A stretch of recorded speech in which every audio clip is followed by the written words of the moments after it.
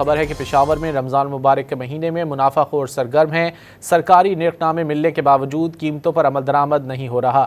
سرکاری rate list میں بھینس کے گوشت کی فی کلو قیمت 950 اور گائے کے گوشت کی 1050 روپے مقرر ہے، لیکن بازار میں گوشت 1200 سے 1400 روپے میں فروخت کیا جا رہا ہے۔ تفصیلات جانیں گے طیبہ خان سے۔ طیبہ بتائیے۔ جی بالکل، رمضان مبارک کے بابرکت مہینے میں جو منافع خور ہے وہ سرگرم ہوئے ہیں۔ جو سرکاری ریٹ گوشت کے فراہم کیے گئے اس پر عمل درآمد نہیں کیا۔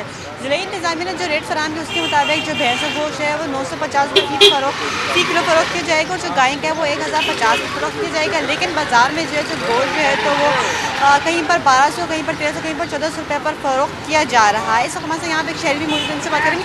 صرف بتائیں کہ یہاں پہ جو ہے تو گوشت مہنگا فراہم کیا جا رہا ہے اور کیا وجوہات بتا رہے ہیں دکاندار؟ یہ جو اوپر منڈیوں سے مہنگائی آ رہی ہے، منڈیوں سے آ رہی ہے۔ منڈی والے جو ہے ان کو جو ہے مہنگا فروخت کرتے تو لازمی بات ہے یہ بھی اپنی مزدوری کے لیے مہنگا ہی فروخت کریں گے نا۔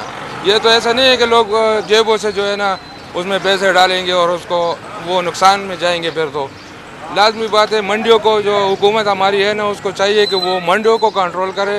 جو اوپر سے سبزی منڈیاں ہیں یا جو کساب خانے ہیں ادھر سے جو بڑے بڑے مارکیٹ ہے ادھر اس کو پکڑنا چاہیے، تو وہ بیچارے آ جاتے ان کو پکڑتے یا اس کو جو ہے ٹارچر کرتے۔ ادھر سے نہیں ہوتا ہے کام جو ہے نا اوپر منڈیوں سے ہوگا۔ بڑی منڈیوں کو کنٹرول کریں گے تو پرائس کنٹرول ہوگی، بڑی منڈیاں کنٹرول نہیں کریں گے تو پرائس بالکل کنٹرول نہیں ہوگی۔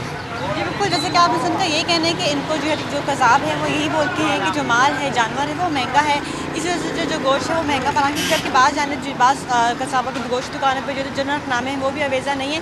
مجھے سب شہریوں کو بھی یہ کہنا ہے کہ حکومت کو چاہیے جو منڈیاں ہیں وہاں پر کنٹرول کے جانور کی قیمتیں ہیں اس پر نظر رکھی جائے، تاکہ جو قذاب ہیں وہ بھی جو گوشت ہے وہ سستا فروخت کریں۔ جی